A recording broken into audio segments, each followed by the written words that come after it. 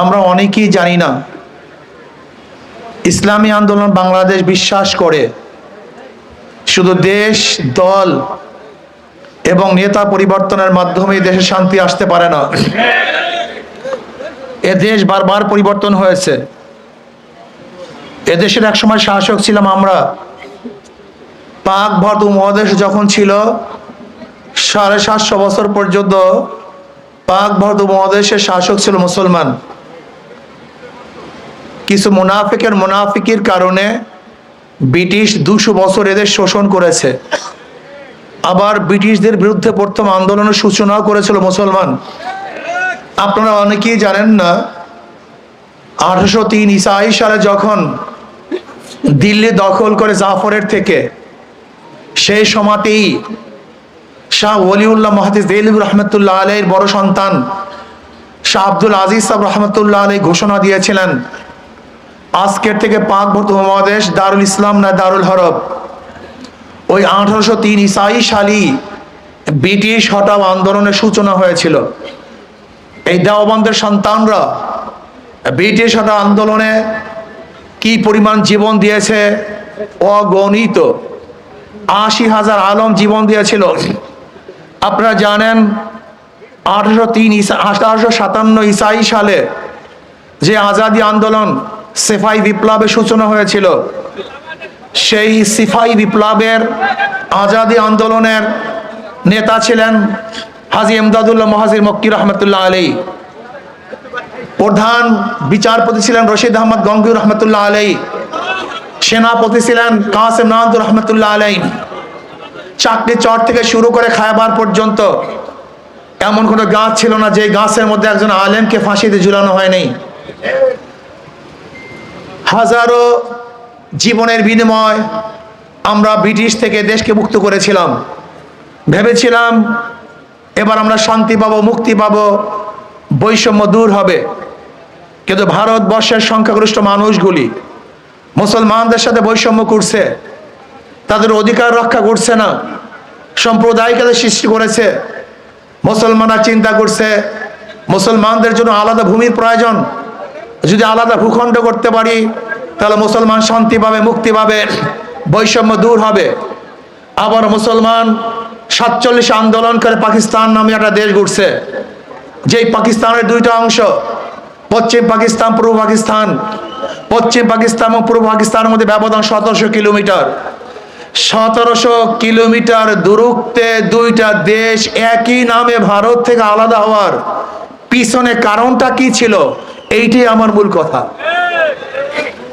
পশ্চিম পাকিস্তান পূর্ব পাকিস্তানের মধ্যে ব্যবধান কত কিলোমিটার?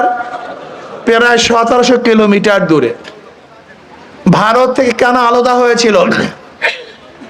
ভৌগোলিক কারণ না, ওদের ভৌগোলিক অবস্থা আমাদের ভৌগোলিক অবস্থা সম্পূর্ণ ভিন্ন। ঋতুর কোনো কারণ না, তাদের ঋতু আমাদের ঋতুর সাথে কোনো মেল নাই। ভাষার ভিত্তিতে আলাদা হয় নাই, কারণ তাদের ভাষা উর্দু, আমাদের ভাষা বাংলা। তাই দুইটা দেশ ভারত থেকে কি কারণ আলাদা হয়েছিল এটা মাথার মধ্যে রাখতে হবে। এটা ভুলে গিয়েছি। মূল সমস্যা এখানে, যেই জাতি তার নিজের পরিচয় জানে না, সেই জাতি সব জায়গায় হারবে, জিততে পারবে না। সব জায়গায় হোঁচট খাবে, কোনো জায়গায় বিজয় হতে পারবে না। কেন আলাদা হয়েছিলাম? ঋতুর কারণ নয়, ভাষার কারণ নয়, ভৌগোলিক কারণ নয়, শুধু একটাই কারণ, ওরাও সংখ্যাগরিষ্ঠ মুসলমান, আমরাও সংখ্যাগরিষ্ঠ মুসলমান। 47-এ ধর্মের ভিত্তিতেই দেশ ভাগ হয়েছিল, অন্য কোনো কারণে নয়। মনে রাখতে হবে, দেশ মুসলমানদের দেশ, অন্য কারোর দেশ নয়। দেশ মুসলমানদের অধিকার সবার। বাজার করেছে আমি, বাজার করার অধিকার সবার। প্রতিষ্ঠান করেছে আমি, প্রতিষ্ঠানে পড়ার অধিকার সবার। রাস্তা করেছে আমি, হাঁটার অধিকার সবার। দেশ মুসলমানদের, বসবাস করার অধিকার সবার। কিন্তু স্বীকার করতে হবে দেশ মুসলমানদের, অন্য কারণ না। অধিকার সবার, সেটা ভিন্ন কথা। এই পুকুর কেটেছে আমি, গোসল করার অধিকার সবার। মনে রাখতে হবে দেশ মুসলমানদের। যদি মুসলমানদের দেশ এইটা ভুলে যান, সেখানে হাজারো সমস্যার সৃষ্টি হবে। সেখানেই আসবে সেকুলার, সেখানেই আসবে ডেমোক্রেসি, সেখানেই আসবে সোশ্যালিজম, সেখানেই আসবে কমিউনিজম, সেখানে হাজারো হাজারো মত নীতি আদর্শ আসবে। কিন্তু আপনার আমার মাথা যতক্ষণ থাকবে এদেশ মুসলমানদের, তখন অন্য কোনো নীতি আদর্শ এখানে স্থানই পাবে না। ভেবেছিলাম মুসলমানদের জন্য আলাদা ভূখণ্ড হলি বৈষম্য দূর হবে, মানুষ শান্তি পাবে, মুক্তি পাবে। কিন্তু না, আমরা কি দেখলাম? পশ্চিম পাকিস্তানের মানুষগুলি পূর্ব পাকিস্তানের মানুষের সাথে বৈষম্য করছে, বৈষম্য রক্ষা করছে না, তারা বৈষম্য করছে। আমরা আবার আন্দোলন করলাম ৭১। আমাদের স্লোগান কি ছিল? সাম্য, মানবিক মর্যাদা, সামাজিক ন্যায় বিচার। আপনি কি জানেন ৭১-এর স্লোগান কি ছিল? ৮০% মানুষ জানে না, ৯২% মুসলমান মানুষ জানে না। সেখানে নন সম্প্রদায়কে তো কোনো কথাই ছিল না। ৭১-এর স্বাধীনতার পিছনে ৩টে স্লোগান ছিল: সাম্য, মানবিক মর্যাদা, সামাজিক ন্যায় বিচার। আমরা সবাই সমান, এদেশের যারা নাগরিক সবার অধিকার সমান। জেলে, কামার, মজদুর, ঋষি, তাঁতি, পুরুষ, মহিলা, মুসলমান, হিন্দু, বৌদ্ধ, খ্রিস্টান, যারা এদেশের নাগরিক হবে প্রত্যেকের অধিকার সমান। চিকিৎসার অধিকার, বলেন, চিকিৎসার অধিকার সমান, বাসস্থানের অধিকার, বস্ত্রের অধিকার, খাদ্যের অধিকার, সব কিছু সাম্যতা চাই। সব জায়গায় সাম্যতা চাই। চাকরির মধ্যে সাম্যতা চাই, হাঁটার মধ্যে সাম্যতা চাই, চলার মধ্যে সাম্যতা চাই, খাদ্যের মধ্যে সাম্যতা চাই, বস্ত্রের মধ্যে সাম্যতা চাই, চিকিৎসার মধ্যে সাম্যতা চাই। আমরা সাম্যতা চাই। কিন্তু আমরা কি দেখেছি? তারা সাম্যতা রক্ষা করছে না। আজকে আশরাফুল মাখলুকাতের মর্যাদা নেই, এর মানবিক মর্যাদা। আশরাফুল মাখলুকাত, চাই সে ন্যাংরা হোক, লুলা হোক, বোবা হোক, কানা হোক, কোরা হোক, ঋষি হোক, কামার হোক, মজদুর হোক, চাষি হোক, সে আশরাফুল মাখলুকাত। তাকে শ্রদ্ধা করতে হবে, তাকে সম্মান দিতে হবে, তাকে মহাব্বত করতে হবে, ভালোবাসতে হবে। কিন্তু আমরা কি দেখেছি?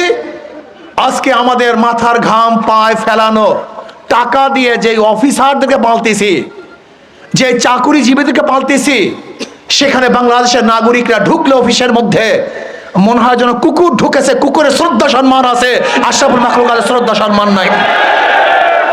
অথচ আপনারা কি জানেন আপনারা কারা? আপনারা কারা জানেন? আপনাদের পরিচয় জানেন? আপনারা সবাই মালিক। চাকুরিজীবী, চাকুরিজীবী অর্থ কি? চাকরগিরি করে যে জীবিকা নির্বাহ করে তারে বলা হয় চাকরিজীবী। আইনজীবী, যে আইন ব্যবসা করে জীবিকা নির্বাহ করে, আইনজীবী। চাকুরিজীবী, যে চাকরগিরি করে জীবিকা নির্বাহ করে, তাকে কি বলা হয়? চাকরিজীবী। তারা তো চাকুরি করে। কার চাকুরি করে? এই বাংলাদেশের নাগরিকের। আপনারা দেন, তারা নেয়। আপনারা মালিক, তারা আমাদের চাকর। অথচ আশরাফুল মাখলুকাত, এই বাংলাদেশের জনগণের কোনো মূল্য নাই, ইজ্জত নাই, সম্মান নাই। যেখানে প্রত্যেকেই লেখা থাকে জনগণের খেদমত করব, সেখানে কেউ খেদমত করতে পারে না, খেদমত করতে চায় না, বরং জনগণ তাদেরকে খেদমত করে। তারা বাদশাহ হয়ে গেছে। না, আমরা চাই এই মানব শক্তির মর্যাদা দিতে হবে। এরা সম্মানিত, ইজ্জতওয়ালা, যেই হোক না কেন, সে ঋষি হোক, কামার হোক, মজদুর হোক, চাষি হোক, চামার হোক, শ্রমিক হোক, আশরাফুল মাখলুকাতকে শ্রদ্ধা করতে চাই, সম্মান করতে চাই, ইজ্জত দিতে চাই। বিশ্বাস করেন, আমার মনে চায় বাংলাদেশের প্রত্যেক নাগরিক যখন সম্মানিত হবে, ইজ্জতওয়ালা হবে, তখনই আমাদের আন্দোলন সাকসেস হবে, আমাদের আন্দোলন কামিয়াব হবে। মানবিক মর্যাদা, সামাজিক ন্যায় বিচার। আমরা ন্যায় বিচার প্রতিষ্ঠা করতে চাই। আজকে ন্যায় বিচারের অবস্থাটা কি? যদি দল করেন, হাজারো খুন করবেন, মুক্ত আকাশে ঘুরবেন। আর দল করবেন না, হাজারো ভালো থাকলেও জেলের মধ্যে আবদ্ধ হবেন, আয়না ঘরে থাকবেন, ফাঁসির নিচে ঝুলবেন। এর নাম সামাজিক ন্যায় বিচার না। আমাদের সুপ্রিম কোর্টের সিনিয়র আইনজীবী আছেন আতিয়ার রহমান সাহেব, আপনারা ওনাকে চিনেন না অনেকেই। উনি ঢাকা ইউনিভার্সিটির আইন বিভাগে ফার্স্ট হয়েছিলেন। ঢাকা ইউনিভার্সিটির আইন বিভাগে ফার্স্ট হয়েছিলেন তিনি। অনেক বড় আইনজীবী। ওনাকেই প্রশ্ন করুন, যখন দল চলে যায়, তখন যেই দলের লোক জেলে ছিল সব বের হয়ে যায়, যাদের বিরোধী লোক ছিল সবাই বের হয়ে যায়, আর যখন ক্ষমতার থেকে চলে যায় ওই সরকারি দলের সমস্ত লোক জেলের মধ্যে ঢুকে। এটার নাম আইন? এর নাম আইন? এটা তো আইন না। আমরা কি দেখেছি আজকে যারা বিচারক তারা আইন দেখে কলম ঘুরান না, বরং ক্ষমতা দেখে কলম ঘুরান। এর নাম বিচারক নয়। আমাকে বলুন তো, যারা কোর্টে অনুপস্থিত তাদেরকে আপনি জামিন দেন, তাদেরকে আপনি খালাস দেন, আপনি বলেন কোন আইনে আছে? সুপ্রিম কোর্টের একজন আইনজীবী বিষয় আছে। আমার সাংবাদিক বন্ধুরা, যদি কারোর বিরুদ্ধে সাজা হয়ে যায় তাহলে সেই ব্যক্তি উপস্থিত হওয়ার আগে সাজা মওকুফ হয় কিভাবে? এই আইন আমাকে দেখান বাংলাদেশের ল। কিন্তু আমরা কি দেখছি? সরকার পরিবর্তন হওয়ার সাথে সাথে যারা অনুপস্থিত তাদেরও খালাস। আজীব এক দেশ। আমরা কি দেখেছি? সরকার পরিবর্তন হওয়ার সাথে সাথে সুপ্রিম কোর্টের চিফ জাস্টিস খালাস হয়ে গেছে, সেও নাই। আমরা কি দেখেছি? সরকার পরিবর্তন, আইজি তিনিও পরিবর্তন, সরকার পরিবর্তন, সিআইডি প্রধান পরিবর্তন, ডিজিএফ এর প্রধান তিনিও পরিবর্তন। আমরা কি দেখেছি? সরকার যাওয়ার সাথে সাথে বাইতুল মোকাররমে ইমাম সাহেবও নেই, তিনিও নেই। আপনি বুঝতে পেরেছেন দেশ প্রশাসনের অবস্থাটা কি, কোন জায়গায় বুঝছেন? যারা ক্ষমতা আসবে চিন্তা করতেছে, মনে মনে কলা খাচ্ছে যে ক্ষমতায় যাব। আমি আপনাদেরকে বলতে চাই, ক্ষমতা যাওয়ার আগে যেই কারবার করেছেন, ক্ষমতা যাওয়ার পরে কি করবেন আল্লাহ পাকই ভালো জানে। এখনো ক্ষমতা যেতে পারেন নাই, যাবেন ভাবছেন, এর মধ্যে সব দখল করে ফেলছেন। আইনজীবীদের হাতের মধ্যে নিজেদের লাগাম লাগিয়ে দিয়েছেন। আইনজীবীরা এখন নিজেদের অনুযায়ী, আইন অনুযায়ী কথা বলতে পারে না। বিচারকরা নিজের অনুযায়ী রায় প্রদান করতে পারে না। যদি ক্ষমতায় যান তখন কি করবেন আল্লাহ পাকই ভালো জানে। জাহিন আল্লাহ, তুমি কি করো? সব জায়গায় চাঁদাবাজি, মাস্তানি, গুন্ডামি, বদমাশি, দখলদারি, খুন খারাপি। ক্ষমতা যাওয়ার আগে স্বামীকে বেঁধে রেখে স্ত্রীকে হত্যা করা হয়, স্ত্রীকে ধর্ষণ করা হয়েছে। ক্ষমতা যাওয়ার আগে অবস্থাটা কি? বগুড়ায় দেখেছেন, এক বিএনপির লোক মেয়েকে বিবাহ করার প্রস্তাব দিয়েছে, কিন্তু বাবা রাজি নন। সেই মেয়ের সামনে বাবাকে হত্যা করা হয়েছে। তজুমুদ্দিনে দেখেছেন, ভোলা তজুমুদ্দিনে চাঁদা চাওয়ার পরে চাঁদা না দেওয়ার কারণে স্বামীকে বেঁধে রেখে দলবদ্ধভাবে স্ত্রীকে ধর্ষণ করেছে। আরো ভোট দেন, দল করেন, জামনের করা করেন। আপনারা দেখেছেন ঢাকায় নিজেদের দলের লোককে চাঁদা না দেওয়ার কারণে পাথর দিয়ে হত্যা করা হয়েছে। আপনারা কি দেখেছেন? বস্তুনিষ্ঠ সংবাদ পরিবেশন করার কারণে এই সাংবাদিকদেরকে গাজীপুরে মাথা ইট দিয়ে থেতলিয়ে দেওয়া হয়েছে।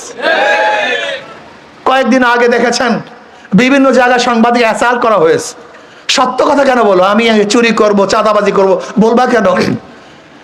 আমরা যখন চাঁদাবাজির বিরুদ্ধে কথা বলা শুরু করেছি তখন আমাদের বিরুদ্ধে স্লোগান উঠছে, নেশা খায়, মিথ্যা কয়, পীর সাহেব চর্ম নেই।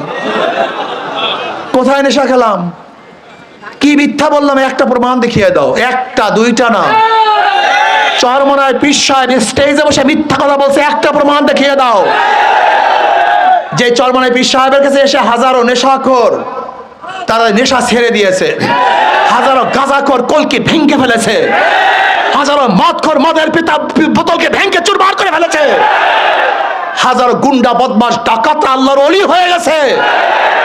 তাদের বিরুদ্ধে স্লোগান দাও, নেশা খায়, মিথ্যা বলে, পীর সাহেব চর্ব নেই। সময় আসতেছে গজবের, ছেড়ে দেন না। আশ্চর্য বিষয়, আজকে বিএনপির অবস্থা বক্তৃতা দেখলে আমরা নাকি চরের দল, আমরা নাকি ভণ্ড। পীর সাহেব চরমনার মাধ্যমে হাজারো ভণ্ড লোক হেদায়েত পেয়েছে। আশা করি ইনশাআল্লাহ এই কাফেলার মাধ্যমে তোমাদেরকে হেদায়েত করা হবে ইনশাআল্লাহ। সে সময় আসতেছে ইনশাআল্লাহ, অপেক্ষা করো। এক সাংবাদিক আমাকে প্রশ্ন করেছে, হুজুর বিএনপির এত ভোট। আমি বলি না, বিএনপির কোনো ভোট নাই। হুজুর কি বলেন, এত ভোট, সব জায়গায় সংগঠন। আমি বললাম বিএনপির কোনো ভোট নাই। এক সময় ভোট ছিল মুসলিম লীগের, এরপরে ভোট আসছে আওয়ামী লীগের, এরপরে ভোট চলে গেছে বিএনপির, এরপরে ভোট চলে গেছে জাতীয় পার্টির, এরপরে ভোট চলে গেছে জোট সরকারের কাছে। বিএনপির ভোট কই? ভোট তো পরিবর্তনশীল। জনগণ কেন ভোট দেয়? তার নিরাপত্তার জন্য। এই যে ঢাকা ইউনিভার্সিটিতে ছাত্রীরা কেন ভোট দিয়েছে? সবাই কি সেই দল করে? না, সবাই সেই দল করে না, নিরাপত্তার জন্য ভোট দিয়েছে। ঢাকা ইউনিভার্সিটি নির্বাচনে হারছে কারা? বামপন্থীরা হারছে, রাম বামেরা ডুবছে এবং ভারতের কবর রচনা হয়েছে। এটা অন্য কিছু বিজয় নয়, এটা রাম বামদের বিরুদ্ধের বিজয়, এটা ভারতের কবরের বিজয়। মনে রাখতে হবে, এদেশের মানুষ, জনগণ কেন ভোট দেয়? নিজের জান মাল ইজ্জাতের রক্ষার জন্য। আমাকে অনেকেই প্রশ্ন করে, হুজুর আওয়ামী লীগের নেতারা পলায়ন করেছে, কিন্তু অনেক ভোটাররা তো পালায় নাই, তাদের ভোট কোথায় যাবে? আমি বললাম, যাদের কাছে তাদের জান মালের নিরাপত্তা আছে তারা তাদেরকে ভোট দেবে। ওরা জানে কার কাছে জান মালের নিরাপত্তা। বাংলাদেশের হিন্দুরা জানে কাকে ভোট দিলে তারা নিরাপদ থাকবে, তাদের জান মাল ইজ্জাতের কোনো ক্ষতি হবে না, তাদের সুন্দরী মেয়েগুলি রাস্তায় হাঁটলে ইফটিজিং এর শিকার হবে না, হিন্দু মেয়েরা ধর্ষিত হবে না, তাদের বাজারকে লুটপাট করা হবে না, ব্যবসা বন্ধ করা হবে না। কাদের কাছে নিরাপদ তারা ভালো মতো জানে। তারা জানে ওদের মার্কার মধ্যে ধোঁকাবাজি। যারা নৌকা নির্বাচন করে নৌকা চালাতে পারে না, যারা ধানের শীষী নির্বাচন করে যারা ধান কাটতে পারে না, যারা নাঙ্গল নির্বাচন করে কেউ নাঙ্গল চালাতে পারে না, যারা কুঠা নিয়ে নির্বাচন করে কেউ নিজে কাটতে পারে না, যারা গরুর চাকা নির্বাচন করে নিজেরা গরুর গাড়ি চালাতে পারে না। সব মার্কাগুলি গরিবদের। নৌকা চালায় কারা? কথা বলেন। ধান কাটে কারা? নাঙ্গল চালায় কারা? কিন্তু যারা এই মার্কাগুলি নির্বাচন করে একটাও গরিব না। কথাটা বুঝাতে পারি নাই। তার মানে ধোঁকাবাজি। কিন্তু হাত পাখে এমন একটা প্রতীক যে হাত পাখা নির্বাচন করে সেও ঘুরাতে পারে, যারা সমর্থন করে তারাও চালাতে পারে। হাত পাখা চালাতে পারে পুরুষরা, হাত পাখা চালাতে পারে মহিলারা। হাত পাখা প্রয়োজন মুসলমানদের, হাত পাখা প্রয়োজন বন্ধুদের, খ্রিস্টানদের, বৌদ্ধদের। হাত পাখা চালাতে পারে বড়রাও, হাত পাখা চালাতে পারে ছোটরাও। শোনেন আরো মজার কথা, একটা হাত পাখা দেখি। এই যে দেখেন হাত পাখা। শোনেন, ঘুমের সময় কার মার্কা বুকের উপরে থাকে না, ঘুমের সময় নৌকা বুকের উপরে থাকে না, নাঙ্গল না, ধানের শীষ না, গরুর চাকা না, কুঠান না, কিন্তু ঘুমের সময় যেই মার্কাটা কলিজার উপরে থাকে সেইটার নাম হাত পাখা। কারেন্ট ফেল করে, হাত পাখা ফেল করে না। হাত পাখা শুধু মুসলমানকে শান্তি দেয় না, হাত পাখা শান্তি দেয় হিন্দু, বৌদ্ধ, খ্রিস্টানদেরকেও। হাত পাখা শুধু বড় লোকের প্রয়োজন না, হাত পাখা প্রয়োজন গরিবদেরও। আমি বিশ্বাস করি হাত পাখা বিজয় হবে তো জনগণ বিজয় হবে, হাত পাখা বিজয় হবে, দেশ বিজয় হবে ইনশাআল্লাহ। প্রিয় ভাইরা আমার, ইসলামী আন্দোলন বাংলাদেশ কি চায় আপনারা জানেন না কি চায়? আজকে যারা সাংবাদিক আছেন, যদি সরকার পরিবর্তন হওয়ার পরে আপনাদেরকে পালাতে হয়, তাই কি সংবাদ পরিবেশন করেছেন? আজকে আওয়ামী লীগ যাওয়ার পরে হাজারো সাংবাদিক দেশে নাই, চলে গেছে। এর নাম সাংবাদিক? এর নাম সাম্প্রদায়িকতা? সাংবাদিকতা না, ভুল করেছেন। সাংবাদিক অনুরোধ করব, যদি আমি মিথ্যা হই আমার ব্যাপারে মিথ্যা কথা বলবেন, যে মিথ্যা, এ মিথ্যুক। আমি যদি সত্যবাদী হই আমাকে সত্যবাদী বলবেন। লালকে লাল বলা, কালোকে কালো বলা, সাদাকে সাদা বলা আপনাদের দায়িত্ব। আপনারা পক্ষপাতিত্ব করবেন কেন? চোরদের বিরুদ্ধে কথা বলবেন, ধোঁকাবাজের বিরুদ্ধে কথা বলবেন, চাঁদাবাজের বিরুদ্ধে কথা বলার দায়িত্ব আপনাদের। আসুন আমরা সম্মিলিতভাবে 53 বছর যাদের কাছে রাষ্ট্র দিয়েছি, তারা দুর্নীতিতে রাষ্ট্রকে 5 বার চ্যাম্পিয়নশিপ করেছেন।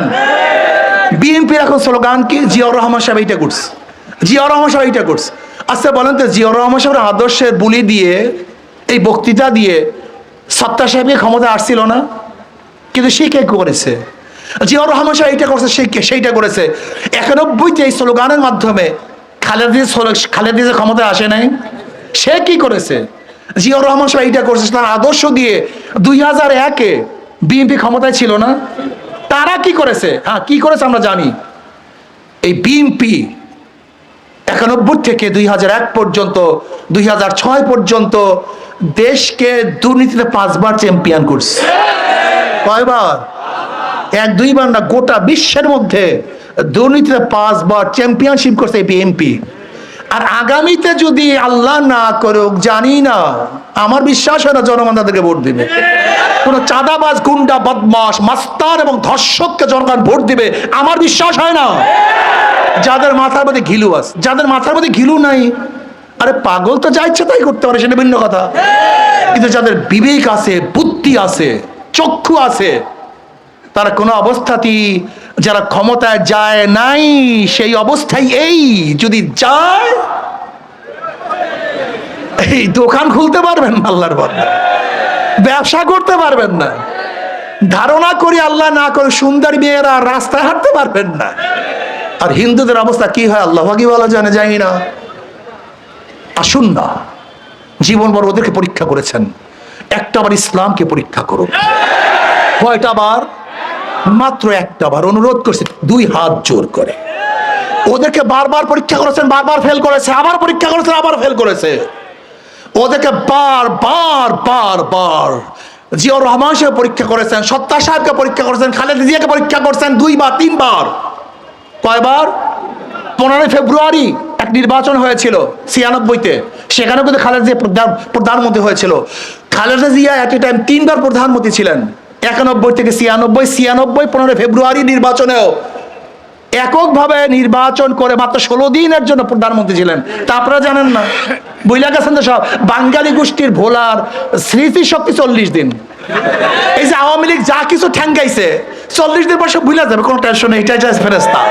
এটাই জাতির অভ্যাস, এরা সব ভুলে যায়, এরা ভোলা গোষ্ঠী। আচ্ছা বলেন তো, বিএনপি এত ভালো, তাহলে 2006-তে তাদের বিরুদ্ধে আন্দোলন করলেন কেন? মাইনুদ্দিন ফখরুদ্দিন আসলো কেন? এই দুইটাকে হটাও, এই স্লোগান উঠলো কেন? মনে নাই? বাঙালি সব ভুলে গেছে, সব ভোলার গোষ্ঠী। আমরা ভুলি না সহজে। আপনারা ওদেরকে বারবার পরীক্ষা করেছেন, নৌকাকে পরীক্ষা করেছেন, নাঙ্গলকে পরীক্ষা করেছেন, ধানের শীষকে পরীক্ষা করেছেন, কিন্তু হাত পাখাকে একবার পরীক্ষা করেন নাই, ইসলামকে একবার পরীক্ষা করেন নাই। আমি অনুরোধ করব, একটা বারের জন্য ইসলামকে পরীক্ষা করুন, হাত পাখাকে পরীক্ষা করুন। যদি ফেল করি, দ্বিতীয়বার পরীক্ষা হলেই ঢুকবো না, পরীক্ষা দিতে আসবোই না ইনশাআল্লাহ। ইসলাম কোনোদিন ফেল করা পার্টি না। ইসলাম আগেও ফেল করে নাই, এখনো ফেল করবে না, ভবিষ্যতে ইসলাম ফেল করবে না ইনশাআল্লাহ। আগামীতে একটা বারের জন্য ইসলামকে ক্ষমতায় নেওয়ার জন্য সবাই চেষ্টা করবেন তো ইনশাআল্লাহ। আস্তে কয় করবেন তো ইনশাআল্লাহ। কারা কারা রাজা 2 হাত তুলে নারায়ে তাকবীর, নারায়ে তাকবীর। প্রিয় ভাইরা আমার শেষ কথা, আমার কাজ কি, আপনার কাজ কি? আপনারও যে কাজ, আমার একই কাজ। এখন থেকে দাওয়াত আমাদের বাগেরহাট। শোনেন, একটা কথা বলতে হয়, আমি নির্বাচন কমিশনকে বলবো, আপনি যেইভাবে ভাগ করেছেন, এই অঞ্চলের জনগণ এইভাবে ভাগ চায় না। আর আপনি ভাগ করেছেন জনগণের স্বার্থের জন্য। যেখানে জনগণের স্বার্থ বিপন্ন হবে, সেই ভাগ কোনো অবস্থাতেই ঠিক হবে না। কাজে জনগণ যেইভাবে ভাগ চায়, সিটের ভাগগুলি সেইভাবে ভাগ করতে হবে। বিগত 4 সিট যেইভাবে ছিল, সেই অনুযায়ী আমাদের প্রার্থী হলো 1 নম্বরে কই কাগজটা কই, হলো আমাদের মুজিবুর রহমান শামীম সাহেব। আসেন, শেখ মুজিবুর রহমান শামীম সাহেব, সাবেক সফল উপজেলা চেয়ারম্যান, আল্লাহ এনাকে কবুল করে নেন। 2 আলহা Sheikh Atiar Rahman advocate, senior advocate. উনি অনেক জায়গার সভাপতি ছিলেন, অনেক উপর দায়িত্ব পালন করেছেন। চেহারা না জানো মনে হয় যেন ডাইরেক্ট ফেরেস্তার মতো, কথা ঠিক না? কি ভাবছেন, এই সমস্ত লোকগুলি যদি সংসদে যায়, সেই সংসদটা একদিন ফেরেশতা তুল্য সংসদ হবে, জান্নাতের বাগিচা হবে ইনশাআল্লাহ। চোর মুক্ত সংসদ হবে, ডাকাত ধর্ষক মুক্ত সংসদ হবে, এবং দেশের কল্যাণমূলক সংসদ হবে। আমাদের জানেন, আমাদের বাগেরহাট 3 থেকে অধ্যক্ষ শেখ জিল্লুর রহমান, বহুত বড় শিক্ষিত, ইনশাআল্লাহ উনি নির্বাচন করবেন।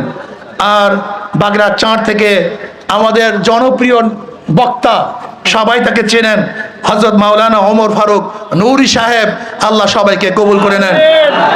আর আমরা চেষ্টা করতেছি এখন সংসদীয় আসনগুলি আগের মতোই করার জন্য। এরপর আমি বলবো যারা যাদের দায়িত্ব দেওয়া আছে, সমস্ত দায়িত্বশীল আপনাদের স্ব স্ব এরিয়ার মধ্যে আপনারা কাজ করবেন, সর্বোচ্চ কাজ করবেন। আর যদি ইনশাআল্লাহ আগামীতে সম্মিলিত ইসলামী জোটগুলি ঐক্যবদ্ধভাবে যদি একটা বাক্স দিতে পারি, তাহলে শিয়ালরা এই দেশ থেকে পালাতে বাধ্য হবে। আল্লাহ আমাদের সবাইকে কবুল করে নেন। আল্লাহ